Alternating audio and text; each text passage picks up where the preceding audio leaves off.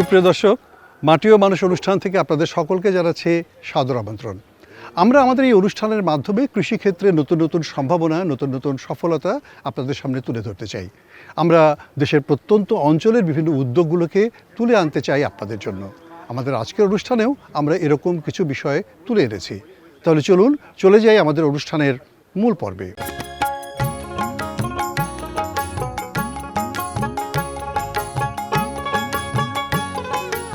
সুপ্রিয় দর্শক মণ্ডলী, আপনাদের সকলকে আন্তরিক শুভেচ্ছা এবং স্বাগত জানাই আমাদের আজকের পর্বে।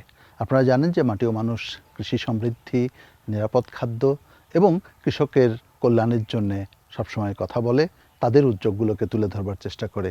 আজকে আমরা এসেছি ঝিনাইদহের কালীগঞ্জ উপজেলায়। এই ঝিনাইদহের কালীগঞ্জ উপজেলা এটি একটি কৃষি সমৃদ্ধ অঞ্চল এবং সেখানে নানান ধরনের কৃষি ফসল উৎপাদন হয় এবং ফল উৎপাদন হয়।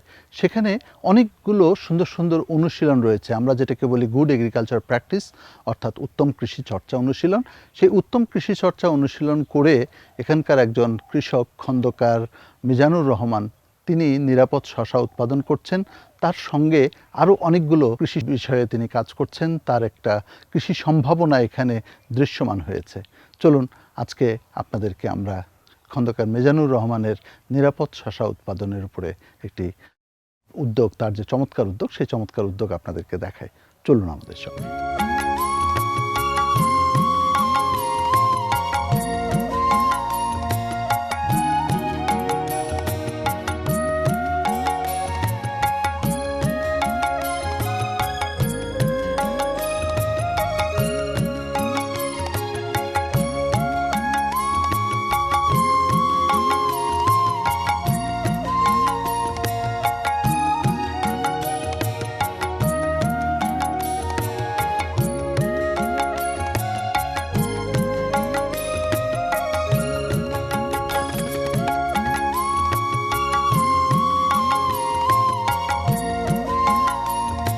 সুপ্রিয় দর্শক মণ্ডলী, ঝিনাইদহ জেলার কালীগঞ্জ উপজেলার যে কৃষি সমৃদ্ধি, এই বিষয়ে আজকে যে প্রতিবেদন আমরা আপনাদের কাছে তুলে ধরছি, আমরা এই অঞ্চলের কৃষি সম্পর্কে আরেকটু বেশি জানবার জন্য এখন কথা বলছি ঝিনাইদহ কালীগঞ্জ উপজেলার কৃষি অভিভাবক, কৃষি কর্মকর্তা, কৃষিবিদ জনাব মাহবুবুল আলম রনি।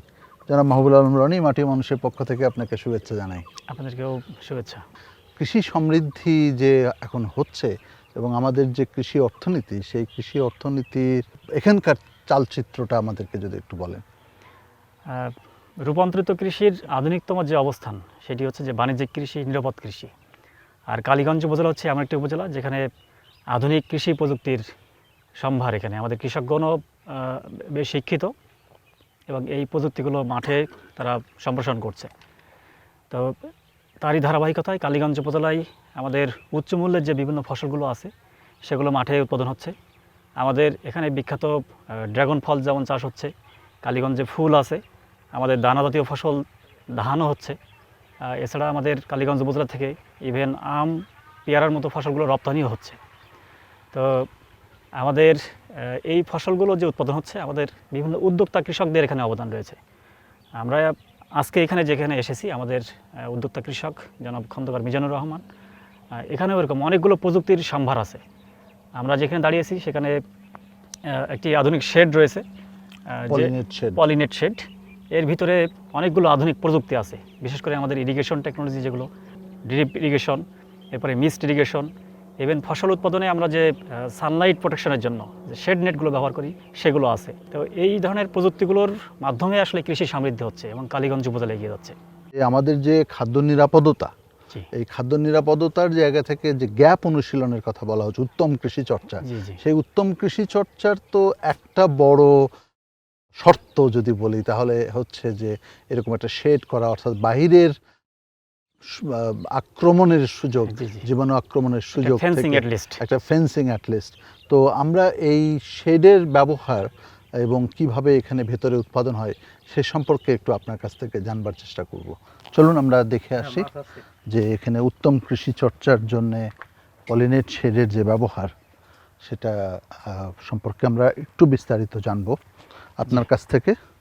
এটা একটা শশা ক্ষেত, চমৎকার শশা ধরে আছে।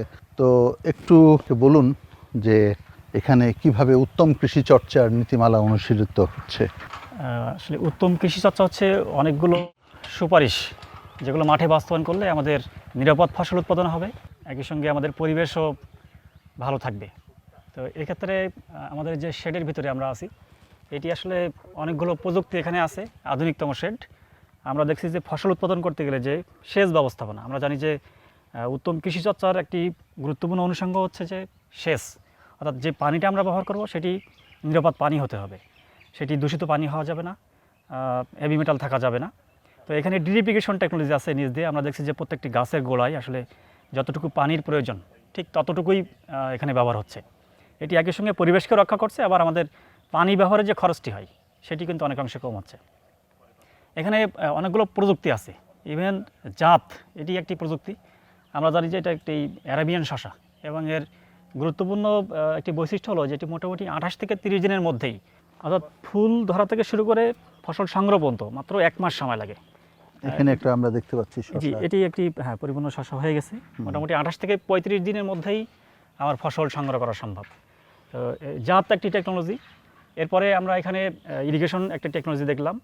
ইভেন উপর থেকে যদি বেশি গরম হয় বা সানলাইট প্রখর হয়, এটি কিন্তু শেড নেট দেওয়ার সুযোগ আছে।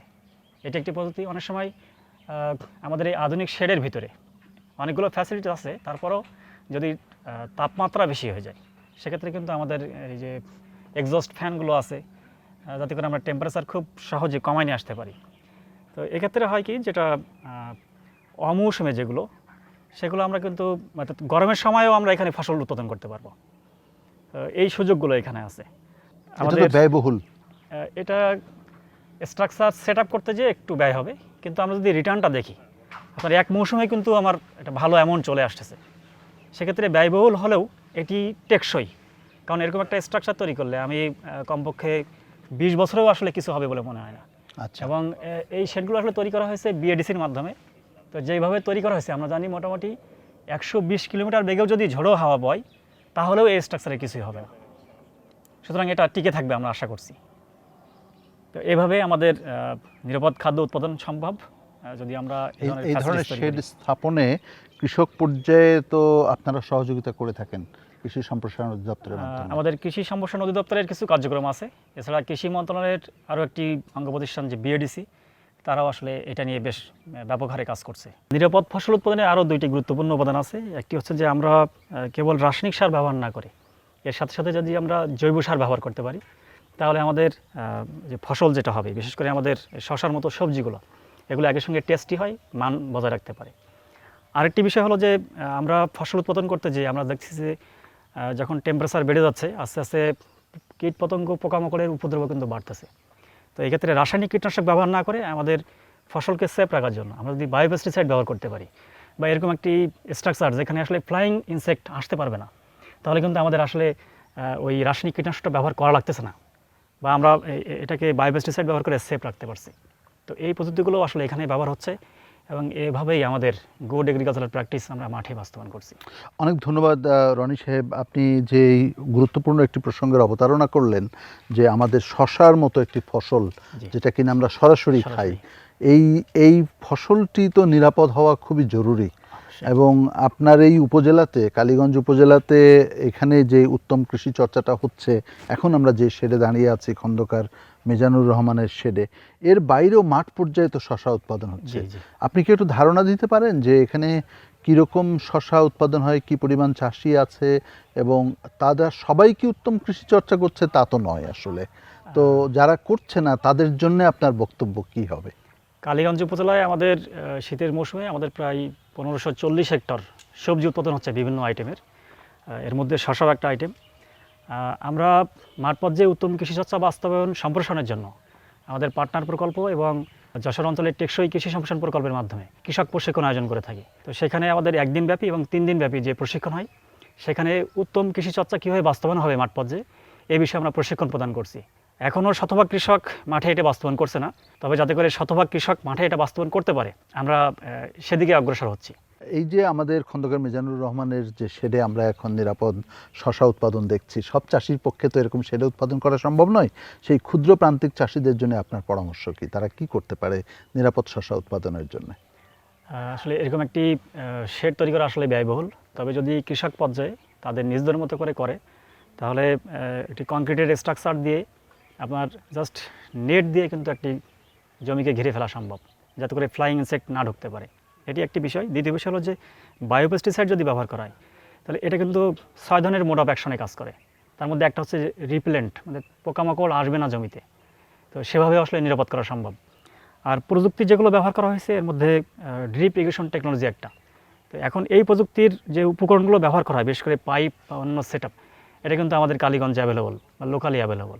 সেক্ষেত্রে কৃষকরা কম খরচেও এরকম একটা সেট তৈরি করে নিতে পারে। আর যদি সেটাও সম্ভব না হয় তাহলে আমাদের উত্তম কৃষি চর্চার যে অন্যান্য অনুষঙ্গগুলো আছে, আমরা বায়োপেস্টিসাইডের কথাই বারবার বলছি, সেটি ব্যবহারে কিন্তু ফসল নিরাপদ করা সম্ভব। অর্থাৎ আপনি বলছেন যে কৃষক পর্যায়ে যদি সদিচ্ছা থাকে, কৃষকরা যদি চায় বায়োপেস্টিসাইড ব্যবহার করা এবং কতগুলো কৌশল অনুশীলন করার মাধ্যমে তারা নিরাপদ শস্য উৎপাদন করতে পারেন। এবং নিরাপদ শস্য উৎপাদন করাটা খুব জরুরি, জি, কারণ অবশ্যই। মানুষ এই শস্য সরাসরি খায়। জি। সেই জন্য কৃষক ভাইদের কাছে অনুরোধ থাকবে তারা যেন এটা বিবেচনা করেন। জি। জি, আর আপনারা কৃষি সম্প্রসারণ বিভাগের পক্ষ থেকে নিশ্চয়ই আপনারা এই পরামর্শগুলো জি, কৃষক আমরা- পর্যায়ে সবসময় দিচ্ছেন। হ্যাঁ, আমাদের প্রশিক্ষণ সহ অন্যান্য যতগুলো কার্যক্রম থাকে, মাঠ দিবস, আমরা মাঠ পর্যায়ে কৃষকদেরকে এই বিষয়ে সচেতন করার চেষ্টা করছি। জি, আপনাকে অনেক ধন্যবাদ। আপনাদেরকে ধন্যবাদ।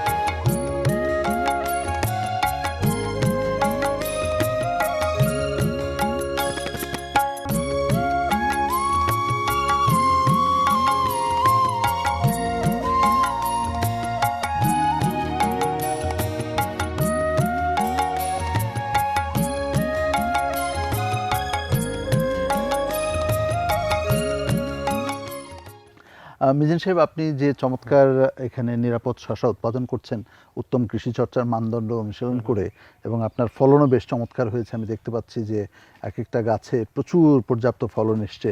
তো আপনি কি কৌশল অবলম্বন করেন এবং কেন এটা করেন আমাদেরকে ধন্যবাদ একটু বলেন। আপনাকে। আসলে আমরা সাধারণত যে শসা চাষ করি হুম। এটা বাইরে করি, এবং বাইরে মাচা দিয়ে অথবা ল্যান্ডে, খোলা ল্যান্ডে। কিন্তু আমি দেখেন এখানে করেছি, এখানে একটা পলিনেট হাউসের ভিতরে, এবং টেম্পারেচারটা এটা কন্ট্রোল করা যায়। এবং এখানে আমরা ফার্টিলাইজার, পেস্টিসাইড যেগুলো ইউজ করি, এবং আমরা শতভাগ এটা বায়োপেস্টিসাইড ইউজ করি, মানে শতভাগ নিরাপদের জন্য। আমরা এই এখানে ক্লিপটা আপনি দিলেন গাছটা যাতে হেলে না পড়ে, হেলে দুলে না যায়। জি সেই জি জন্য। জি জি আচ্ছা, এটা এটা আমরা একটা কৌশল, সুতায় হ্যাঁ। সুতায় পেঁচিয়ে দিই, তারপরেও মাঝে মাঝে আবার কিছু ক্লিপ দিয়ে দিই। জি। তো আমরা এখানে বায়োপেস্টিসাইড ইউজ করি, এবং আমাদের যে প্রপার যে ট্রিটমেন্ট, যেমন টেম্পারেচারটা যখন খুব হাই হয়ে যায় তখন আমরা ফগার ছেড়ে দিই। উপরে আমাদের ফগার আছে, এবং এর থেকে যদি আরও বেশি টেম্পারেচার আমরা ফিল করি যে গাছের জন্য ক্ষতিকারক, তখন আমরা শেড নেটটা টেনে দিই। এবং আমাদের দেখেন 5টা ফ্যান আছে, এই ফ্যানটা আমরা ছেড়ে দিলে তাপমাত্রা যদি 38-40 ডিগ্রি চলে আসে, ওই সময় এই টেম্পারেচারটা আপনার 25-30-এ আসা সম্ভব। তা এইভাবেই মোটামুটি আমি প্রপার ম্যানেজমেন্ট করি। এবং যে সুতা দেখতেছেন এটা ভার্টিক্যাল পদ্ধতি বলে, আমরা প্রতিটা গাছ সুতায় উঠিয়ে দিই। এখানে কোনো মাছা বা অন্য কোনো কিছু দেওয়ার বা বাঁধার কোনো প্রয়োজন নাই। মাঝে মাঝে 2-1টা আমরা ক্লিপ এখানে ইউজ করি। এই শশাটা কি সারা বছর ব্যাপী হবে তো না? হ্যাঁ, আমি যেহেতু এই চাষটা আমি নিজেও নতুন করেছি, এবং আমার অঞ্চলে আমার জানা মতে কেউ এ পর্যন্ত করে নাই, তো শুনছি যে এটা 12 মাসই করা যায়। এবং এই কি জাত এটা? এটা আমরা অ্যারাবিয়ান শসা বলে করা। এটা কোথা থেকে আসে এটা বীজগুলো? থাইল্যান্ড অথবা জাপান থেকে আসার সম্ভাবনাটাই বেশি। সরকারের জি, জি, সূত্রে জি, এটা আপনার বিএডিসি ওনারাই আমার প্রোভাইড করেছে বীজ। বিএডিসির পক্ষ জি, থেকে জি, আপনারা জি, পেয়েছেন। জি সুতরাং এটা বিশ্বস্ত সূত্র জি থেকে জি এবং এটা এর এসছে। শেডটাও বিএডিসি করে দিয়েছে। শশা চাষের ক্ষেত্রে ঝুঁকিগুলো কি, আপনার অভিজ্ঞতা কি বলে? ঝুঁকি বলতে এখানে অতি শীতেও সমস্যা করে, এবং অতি গরমেও পোকামাকড়ের উপদ্রব বেশি হয়। যেমন সাদামাছি, জাপ, পাতা কুঁকড়িয়ে যায়, এই ধরনের প্রবলেমটা বেশি হয়। এবং আমরা যদি রাসায়নিক পেস্টিসাইড বেশি ব্যবহার করি পাতাটা অনেক কড়কড়ে হয়ে যায়, শক্ত হয়ে যায়। আর এই পাতাগুলো দেখেন খুবই সফট, খুব নরম হয়। হ্যাঁ, কারণ এখানে আমরা তো বায়োপেস্টিসাইড ছাড়া ইউজ করি না এবং আমরা লিমিটেড মাত্রা ইউজ করি। নির্ধারিত যে ডোজ আছে ডোজের বাইরে আমরা যাই না। আচ্ছা, এবং তাতে করে আপনি দেখছেন যে একদিকে আপনার উৎপাদন খরচও জি, কমছে, জি জি আবার একই সাথে নিরাপদ। নিরাপদতাও জি হচ্ছে। জি জি জি কৃষকরা কি এতে উৎসাহিত হচ্ছে? আপনার এটা কি দেখতে আসে কৃষক? হ্যাঁ, অনেক কৃষকই আসে। আর আপনি আগেই বলেছেন যে প্রতিটা গিটেই মানে গিরেই আপনার 2টা থেকে 6টা পর্যন্ত আমি ফলন পাচ্ছি, যেটা আমরা সাধারণ শসায় 1টা থেকে সর্বোচ্চ 2টা হয় মাঝে মাঝে। এটা ফলন ব্যাপক এবং এর ওয়েটও ভালো এবং খেতেও খুব সুস্বাদু শসাটা। আপনার এই শেডে শশা ছাড়া আর কি কি করার পরিকল্পনা আছে আপনার? বা শসা কি কি ছাড়া উদ্যোগ নিয়েছেন? শসা ছাড়া আমি জিপসি ফুল করেছি, ওখানে আমার প্রায় 3 লক্ষ টাকা ইনভেস্ট অলরেডি হয়ে গেছে, লাগানো হয়ে গেছে। এছাড়া কিছু ব্ল্যাক টমেটো করেছি এবং পরবর্তীতে আরও কিছু হাই ভ্যালু ক্রপস করার প্ল্যান পরিকল্পনা আছে আমার। যেমন যেমন ক্যাপসিকাম করব, গ্রীষ্মকালীন টমেটো করব, এ ধরনের প্ল্যান আছে ভবিষ্যতে। আর জারবেরা ফুল করার চিন্তা ভাবনা আছে, এটাই। অর্থাৎ আপনি সবকিছুর মধ্যেই একটা বাণিজ্যিক জি, সম্ভাবনাকে জি, বিবেচনায় জি, রেখে অবশ্যই। আপনি চিন্তা করেন। জি জি জি সেটা বোধহয় করতেও হবে, জি করতে হবে। এবং কারণ সাইডে কৃষককে তো টিকে থাকতে হবে। সাইডে যে জায়গা দেখতেছেন এগুলো কিন্তু আমার পেঁপে স্যার, আমি চারাও তৈরি করি, মানে জায়গাটা যাতে 1 ইঞ্চি জায়গাও মানে অব্যবহৃত না থাকে, আমি যাতে আচ্ছা। ইউজ করতে পারি প্রপার। পেঁপেও করছেন আপনি? পেঁপেও করছি, চারা উৎপাদন করে কৃষক চারা পর্যায়ে উৎপাদন দেবেন? প্লাস আমার পেঁপে বাগানও আছে। আপনার নিজের পেঁপের জি, বাগানও জি, আছে? জি, জি, জি। আচ্ছা। কিন্তু আপনি যা যা উৎপাদন করছেন সবই তো নিরাপদ? হ্যাঁ, সবই নিরাপদ। আচ্ছা, জি। এই নিরাপদতার ধারণাটা আপনি কি করে পেলেন? কেন এটা জরুরি? তো অনেক চাষি তো এটা গুরুত্ব দেয় না। নিরাপদ আসলে আমরা যাই কিছু করি আমরা নিজেরাই নিজেদেরকে ক্ষতি করছি। আমি যদি নিরাপদ না করি, আমার ফসল আপনি খাচ্ছেন, আপনি ক্ষতিগ্রস্ত হচ্ছেন, আমিও খাচ্ছি। এবং এই নিরাপদের জন্য আমরা গ্যাপের যে এটা আছে গুড এগ্রিকালচারাল প্র্যাকটিস, আমরা ওটা ফলো করি। এই যে বায়োপেস্টিসাইডের ব্যবহারের কথা জি। আপনি বললেন, বা বিভিন্ন ধরনের কৃষি প্রযুক্তি জি, জি। আছে, ফেরোমন ট্র্যাপ জি, থেকে জি, শুরু জি। করে ইয়েলো ট্র্যাপ, এই বিষয়গুলো কৃষক পর্যায়ে জনপ্রিয়তা পাচ্ছে কি আপনার দৃষ্টিতে? বায়োপেস্টিসাইড সবাই ইউজ করে না এবং সব ফসলেও আবার সমানভাবে কার্যকরী না। আমরা রাসায়নিক পেস্টিসাইডও ইউজ করব, কিন্তু আমার পরামর্শ থাকবে সেটা পরিমিত মাত্রায়। অপরিমিত মাত্রায় কোনো কিছু করা এটা ঠিক হবে না। বিশেষ করে ডোজ জি নিয়ন্ত্রণ জি করা। ডোজ নিয়ন্ত্রণ। আর আমাদের দেশে এইটাই বড় সমস্যা, সার এবং কীটনাশকের আমার মনে হয় 95% কৃষকই এর সঠিক ডোজে প্রয়োগ করে না, যার কারণে ফসল আশানুরূপ ওনারা করতে পারে না এবং সেটা আর নিরাপদ থাকে না, অনিরাপদ হয়ে যায়, স্বাস্থ্যের জন্য যথেষ্ট হ্যাম্পার হয়। খন্দকার মিজানুর রহমান, আপনাকে অনেক ধন্যবাদ। আপনি যে উত্তম কৃষি চর্চা অনুশীলন করে মানুষের জন্য নিরাপদ খাদ্য উৎপাদন করছেন এবং এই খাদ্য নিরাপদতার যে পথনির্দেশ আপনি তৈরি করছেন, যে জি। রোল মডেল আপনি জি। হয়েছেন এই ঝিনাইদহ কালীগঞ্জে, জি আমরা আশা করি আপনার কাছ থেকে কৃষক শিখবে, জি আমাদের সবার জন্য নিরাপদ খাদ্য উৎপাদনের বিশেষ করে কালীগঞ্জ অঞ্চল একটা মডেল হতে পারবে, সেই আশাবাদ আমরা ব্যক্ত করি এবং মাটিও মানুষের পক্ষ থেকে আপনাকে ধন্যবাদ এবং কৃতজ্ঞতা জানাই। আপনাকেও ধন্যবাদ আমার প্রজেক্টে আসার জন্য।